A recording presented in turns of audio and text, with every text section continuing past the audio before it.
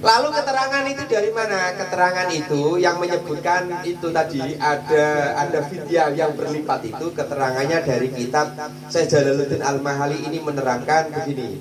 Saya terjemahkan dulu ya.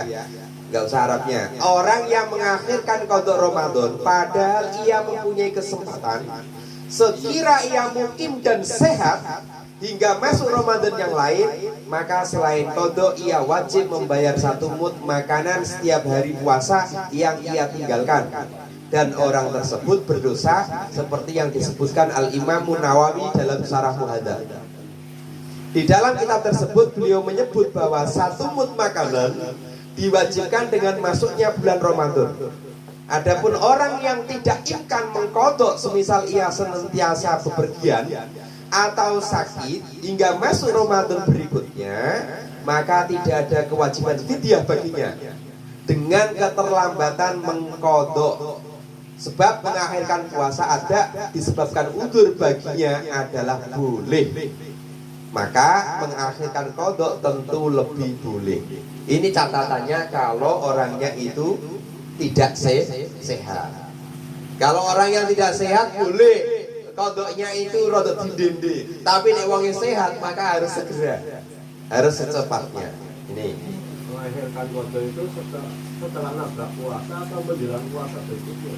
Misalnya setelah nisfu Sya'ban itu menjelang Ramadan, itu kategori mengakhirkan kodok apa bagaimana? Iya. Berarti sebelum Ramadan seperti ini, maka ini tema ini kami sampaikan itu untuk antisipasi barangkali ada orang yang punya fenomena semacam itu. Ramadan kemarin masih punya utang puasa 1 minggu, sementara ini sudah mau masuk Ramadan, maka ini kan masih ada waktu yang cukup untuk mengqadha, maka sudah wajib karena sudah mengakhirkan, sudah tidak boleh ditunda-tunda lagi. Sudah tidak boleh ditunda-tunda lagi.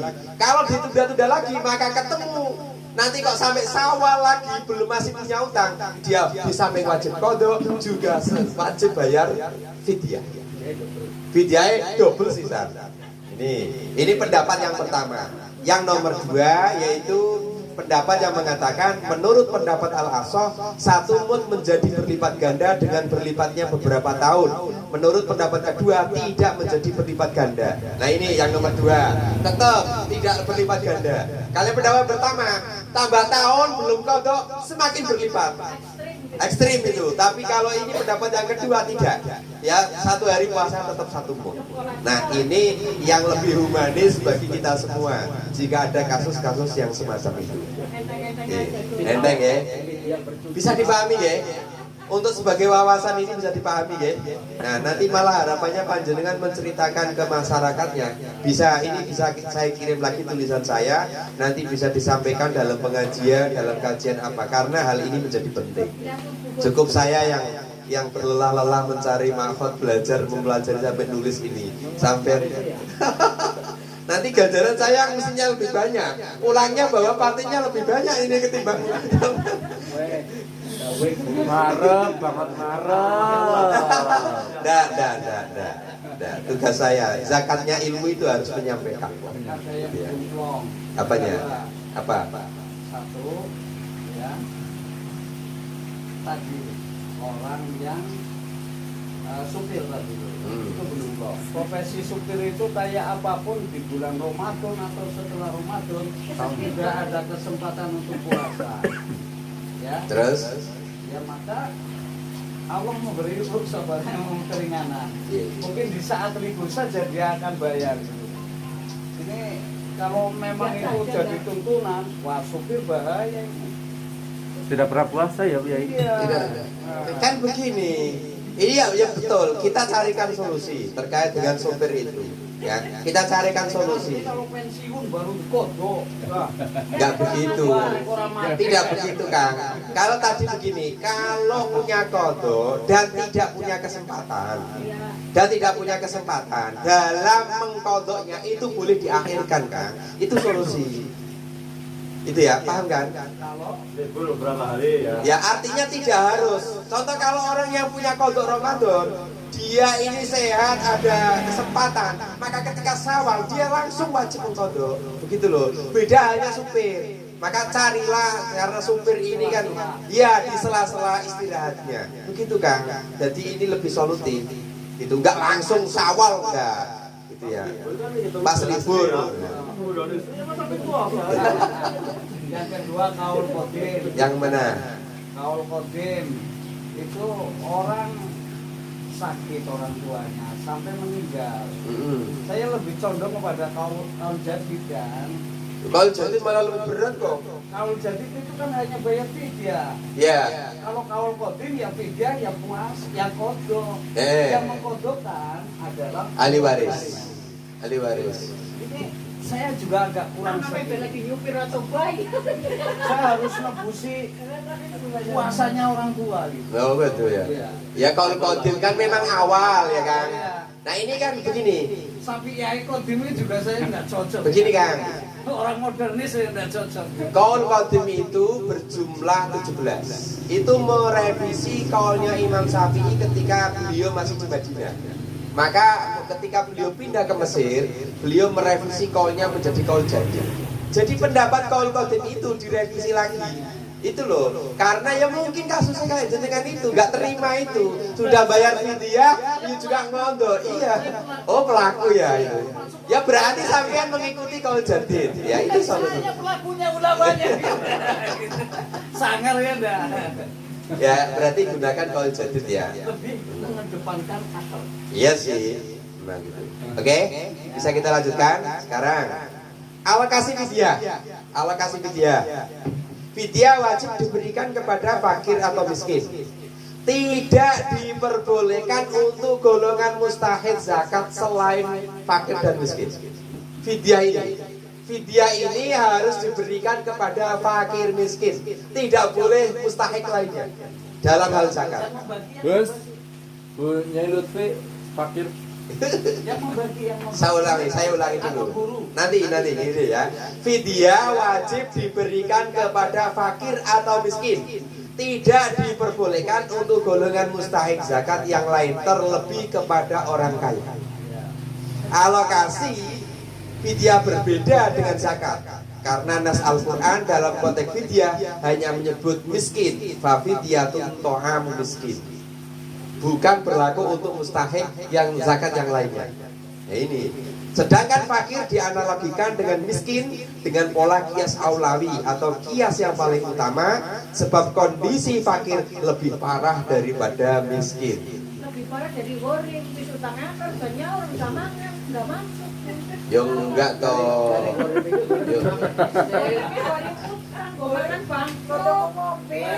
Neng kan mending duwe apa-apa. Lah sing fakir ora duwe apa-apa blas ya. Lah, ya itu nanti masuk kategori nomor 3. Berarti fakir miskin baru goreng. Ngono ya. Ngono dipadake yo harus ketat dong. Ora ngono wong sing goreng ngaku terus malah fakir miskin ra keduman. Kategori fakir miskin kan kalau orang ngerti ya. Nah, begini. Menurut definisi fikih, kalau fakir itu orang yang tidak punya pekerjaan plus penghasilan. Tidak mencukupi. Iya. Otomatis orang di pekerjaan plus gak punya penghasilan itu fakir. ODP, orang duwe penggawean, orang duwe penghasilan. Itu fakir. Kalau miskin itu tidak. Kalau miskin itu miskin orang yang punya pekerjaan, akan tetapi penghasilannya itu tidak mencukupi kebutuhan kesehariannya. Separuhnya saja nggak mencukupi. Itu miskin. Miskin berarti jenengan Pak Yai. Sering orang cukup. Nah, miskin. Oh, itu bulan hari. Nggak kabeh minus kabeh. Sama sih nggak minus ini. Ya, saya ulangi, orang yang miskin yaitu orang yang punya pekerjaan, punya penghasilan, akan tetapi penghasilannya itu tidak sampai 50% dari kebutuhannya. Jadi nggak mampu mencukupi 50% nih, separuh nih. Tanggane ngodet turu, udut, bayang. Wah, itu sudah pribadi-pribadi. Berarti ya. Keset itu. Makanya kita yang nggak punya pekerjaan pokoknya bar subuh lunga, engko mari teko. Ngono wis. Wis padha karo iku. Dadi wae niate nyambut gawe. Sudah ini sampai sini bisa saya teruskan? Oke. Per 1 mut untuk setiap hari puasa yang ditinggalkan merupakan ibadah yang terpisah independen. Oleh karenanya diperbolehkan mengalokasikan beberapa mut untuk beberapa puasa yang ditinggalkan kepada satu orang fakir miskin. Semisal fidyah puasa orang mati 10 hari, maka 10 mut semuanya boleh diberikan kepada satu orang miskin. Berbedanya dengan 1 mut untuk jatah pembayaran fidyah sehari, tidak diperbolehkan diberikan kepada 2 orang atau lebih. 1 mut untuk kewajiban bayar fidyah puasa itu harus dikasihkan 1 orang, tidak boleh dibagi 2. Tapi kalau hari keduanya boleh disampaikan atau diberikan kepada orang lain. Yang penting 1 hari. Tidak harus ini 1 mut untuk gantinya puasa sehari harus diberikan fakir miskin 1 orang, tidak boleh dibagi 2 orang. Tapi kalau hari keduanya boleh dibagikan kepada orang lain, bukan orang yang ini. Atau ini dirobol 10 hari kali 10 mut diberikan 1 orang juga boleh. Yang penting catatannya fakir atau miskin, bukan gharib. 10 mut 2 orang ya bisa ya? 10 mut Untuk 2 orang. untuk 2 orang bisa. Tapi itu berlakunya berarti separuh hari. Berarti 5 hari untuk si A, 5 hari untuk si B. Boleh. 4 hari ini. Sebentar. Ini Bu, sekarang Sebentar. Kang Tawi ini sudah clear? Sudah. 5 hari boleh untuk satu fakir miskin, 5 hari boleh untuk 1 fakir miskin. Berarti 2 orang jatah 10 hari dibagi 2. Boleh ya? Clear ya? Oke, biar Mbak. Bu, sekarang fakir miskin zaman now itu malah justru punya beras, punya telur, kenapa? Sekali dapat 8 kandi. Ya. Terus para ahli juga ngasih ke situ. Terus? Orang-orang yang mau zakat apa ke situ, guru-guru ngasih ke situ, pemerintah ke situ. Ya. Fakir miskin itu justru sekarang sekolah anak orang bayar, umai dandani, berasa nunggu bisa bolong kandi. Ya, terus? Sementara orang seperti saya tanggung orang lihat. Lah sampean fakir enggak? Sampean miskin enggak? Enggak fakir, enggak miskin, tapi kita tanggung. Caranya miskin, Ya ora apa-apa. Gus Muhammad santrine Kiai kabeh. Ya. Nah, fakir miskin sekarang bacaan Kordur itu beda. Oh begitu. Berarti perlu diredefinisi. Ya, mestinya memang begitu. Artinya kita lihat kalau pengen sesuai dengan Kondisional. pas ya memang harus dilihat orangnya itulah. Apa artinya begini? Dia ini punya sesuatu apa tidak? Makanya panjenengan ini yang rumahnya dekat dengan tetangganya, yang lebih tahu kondisi realnya. Kadang-kadang bantuan itu hanya by name, ya. Kadang-kadang malah yang kaya malah dapat ini. Naudzubillah ini gitu. Makanya panjenengan ini yang dilakukan oleh sahabat Umar. Ketika malam hari beliau itu keliling belusukan ke kampung kan, beliau mengkontrol siapa warganya yang tidak punya. Itu mestinya pemimpin harus seperti itu memang. Ini kan MBC ya harus begitu nanti kalau Ramadan itu keliling ke janda-janda atau Ya kalau MBC-nya gaji apa MBC-nya betombok terus. Si tombok si kadol di semangat. kacau. Kacau. Lek karo aku mungkin dijebak sih. Udah, yuk jangan diterus-teruskan. Nanti malah tambah mumet ini. Gitu ya. Ini masalah teori hukum yuk. Nanti kita carikan solusi-solusi semacam itu. Itu kan teori-teori sosial, gitu ya, teori sosial. Hari ini orang kelihatannya tidak punya, ternyata malah mendapatkan banyak. Karena ngertinya orang itu tidak punya, akhirnya bruk, duwe akeh. Maka ketika kita tahu, jangan diberi lagi, ganti orang lain, mestinya begitu. Bos, Ya. kalau diterangkan itu 1 mut itu berapa? Nanti di bawah, ini biar urut ini kajiannya. Ya. Nah sekarang karena kita mau membayarkan fidyah pada orang tua kita yang sudah meninggal atau orang yang sakit, maka tentu butuh tata cara niat. Ya toh, niatnya kan ini perlu kan? Niatnya ya. Berarti fidyah adalah ibadah yang berkaitan dengan harta sehingga disyaratkan niat dalam pelaksanaannya seperti zakat dan kafaroh. Disebutkan dalam himpunan fatwa Imam Muhammad Romli, yaitu niatnya begini.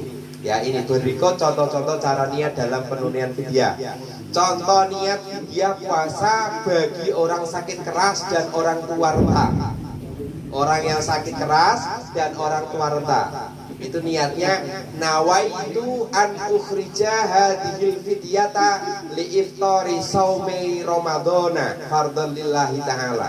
Aku niat mengeluarkan fidyah ini karena berbuka puasa di bulan Ramadan fardu krono Allah Ta'ala. Itulah niat untuk bagi orang yang sakit keras dan orang yang sudah tua renta. Lalu contoh niat fidyah bagi wanita hamil atau menyusui. Nawaitu an ukhrija hadhil fidyata an iftari shaumi Ramadan lil khaufi ala waladi fardhan lillahi ta'ala. Aku niat mengeluarkan fidyah ini dari tanggungan berbuka puasa Ramadan karena khawatir keselamatan anakku fardu karena Allah. Itu niatnya. Lalu contoh niat fidyah puasa orang mati dilakukan oleh wali atau ahli warisnya. Nawaitu an ukhrija hadhil fidyata an shaumi Ramadan fulan bin fulan fardhan lillahi ta'ala. Nawaitu an ukhrija hadhil fidyata an shaumi Ramadan fulan bin fulan fardhan lillahi ta'ala. Aku niat mengeluarkan fidyah ini dari tanggungan puasa Ramadan untuk fulan bin fulan. Disebutkan nama mayitnya, fardu karena Allah. Itu contohnya. Lalu contoh niat fidyah karena terlambat mengqadha puasa Ramadan. Nawaitu an ukhrija hadhil fidyata an takhiri qada'i shaumi Ramadan fardhan lillahi ta'ala. Nawaitu an ukhrija hadhil fidyata an takhiri qada'i shaumi Ramadan fardhan lillahi ta'ala. Aku niat mengeluarkan fidyah ini dari tanggungan keterlambatan mengqadha puasa Ramadan fardu karena Allah. Ini ya. Niat fidyah boleh dilakukan saat menyerahkan kepada fakir miskin, atau saat memberikan kepada wakil, atau setelah memisahkan beras yang hendak ditunaikan sebagai fidyah. Hal ini sebagaimana ketentuan dalam bab zakat. Sampun, niate sumpah sampun, niate, niate, lah yo, direkam ya, berarti nanti serta ulangi. Lalu waktunya kapan mengeluarkan fidyah? Ya, fidyah puasa untuk orang mati diperbolehkan dilakukan kapan saja. Ya, kalau orang mati tidak ada ketentuan waktu khusus dalam fikih turos. Sedangkan fidyah puasa bagi orang sakit keras, tua renta dan ibu hamil menyusui diperbolehkan dikeluarkan setelah subuh untuk setiap hari puasa. Boleh juga setelah terbenamnya matahari di malam harinya. Maka lebih utama di permulaan malam. Ya. Boleh juga diakhirkan di hari berikutnya atau bahkan di luar bulan Ramadan. Berarti Ramadan boleh, di luar bulan Ramadan juga boleh. Itu fidyahnya. Tidak cukup mengeluarkan fidyah sebelum Ramadan. Juga tidak sah sebelum memasuki waktu maghrib untuk setiap hari puasa. Ringkasnya, waktu pelaksanaan fidyah minimal sudah memasuki malam hari terbenamnya matahari untuk setiap hari puasa. Boleh juga dilakukan setelah waktu tersebut. Inilah pendapat Imam Romli yang telah disebutkan ini dalam kitabnya banyak sekali ini. Lalu Bapak Ibu, kita lanjutkan, yaitu fidyah dengan uang. Ini fidyah dengan uang, karena hari ini orang itu membayar beras mungkin karena kebetulan lagi nggak punya beras tapi punyanya uang. Nah ini solutif sekali. Sebagaimana penjelasan di atas, harta yang dikeluarkan untuk fidyah disyaratkan berupa makanan pokok daerah setempat. Sukawera ya beras, kalau fidyah ya begitu, beras. Tidak cukup menggunakan harta jenis lain yang bukan merupakan makanan pokok, semisal uang, daging, tempe dan lain-lain. Ini adalah pendapat mayoritas ulama mazhab 4, yaitu Malikiyah, Syafi'iyah, dan Hanabilah. Pendapat ini berargumen dengan nas syariat yang secara tegas memerintahkan untuk memberi makanan pokok kepada fakir miskin, bukan memberi jenis lain. Ini ya, berarti kalau bayar fidyah itu kalau bisa menggunakan beras. Lalu yang menggunakan uang bagaimana? Ini harus menggunakan beras. Tapi kalau tidak menemukan beras, boleh mengikuti pendapatnya Hanafiyah yang mengatakan fidyah boleh ditunaikan dalam bentuk qimah nominal dari beras 1 mud itu. Ya, yang setara dengan makanan yang dijelaskan dalam Al-Quran atau hadis, misalnya ditunaikan dalam bentuk uang. Ulama Hanafiyah cenderung lebih longgar memahami teks dalil, fleksibel ya, dalam memahami teks dalil agama yang mewajibkan pemberian makanan kepada fakir miskin. Menurutnya maksud pemberian makanan untuk fakir miskin adalah memenuhi kebutuhan mereka, dan tujuan tersebut bisa tercapai dengan membayar nominal harta yang sebanding dengan makanan. Sekarang kalau 1 on itu seharga berapa? Nah itu, senilai itu uangnya yang dikasihkan kepada orang lain. Lalu yang selanjutnya, ini terkait dengan ringkasnya ketentuan kadar jenis dan kebolehan menunaikan qimah dalam fidyah. Menurut perspektif Hanafiyah sama dengan ketentuan dalam bab zakat fitrah. Ini ukuran 1 sok menurut Hanafiyah menurut hitungan versi Syekh Ali Jum'ah dan Muhammad Hasan adalah 3,225 kg. Berarti setengah soknya adalah 1,625 kg. Sedangkan menurut hitungan versi Syekh Wahbah Zuhaili dalam fikih Al-Fiqhul Islami adalah 3,8 kg. Berarti setengah soknya yaitu 1,9 kg. Dengan demikian, cara menunaikan fidyah dengan uang versi Hanafiyah adalah nominal uang yang sebanding dengan harga kurma, anggur atau jerawat seberat 1 sok, yaitu 3,8 kg atau 3,25 kg untuk per hari puasa yang ditinggalkan. Selebihnya berlaku kelipatan puasa yang ditinggalkan. Bisa juga memakai nominal gandum atau tepung seberat setengah sok, yaitu 1, kg atau 1,625 kg untuk per hari puasa yang ditinggalkan. Selebihnya berlaku kelipatan puasa yang ditinggalkan. Demikianlah panduan untuk membayar fidyah puasa. Lalu hari ini bagaimana? Sekarang pendapatnya berapa jumlah yang harus diberikan 1 mudnya itu? 1 mud itu senilai 7 on beras. 1 mud senilai 7 on. Berarti 1 mud sama dengan 7 on beras. Berapa itu? Kalau uang 1 kilonya berapa sekarang? 10.000, maka itu satu mudnya 7.000. Sehari memberikan uang kalau dikonversi dalam bentuk uang 7.000. Kalau dalam bentuk beras adalah 7 on. Itu sampai di sini ya. Sudah jelas ya? Nah, ini terkait dengan persoalan fidyah. Semoga ya nggak ada pertanyaan. Udah ya, selesai ya. Nah ini nanti untuk lebih jelasnya akan saya kirim ke grup lagi biar bisa dipahami lebih lanjut. Ini situasinya sudah agak mendukung ini, maka saya harus merampungkan tema saya ini biar bisa dipahami. Nanti kalau ada pertanyaan bisa ditanyakan di grup. Bapak Ibu yang kami hormati, demikianlah kajian sore hari ini terkait dengan tema fidyah bagi orang-orang yang tidak bisa melakukan puasa. Semoga menjadi khazanah keilmuan kita, bisa bermanfaat bagi kita semua. Demikian yang dapat kami sampaikan. Awal akhir saya mohon maaf yang sebesar-besarnya. Saya akhiri wallahu a'lam bishawab. Subhanakallahumma wa bihamdika asyhadu an la ilaha illa anta ighfirli wa tub alayya. Subhanakallahumma wa bihamdika asyhadu an la ilaha illa anta ighfirli wa tub alayya.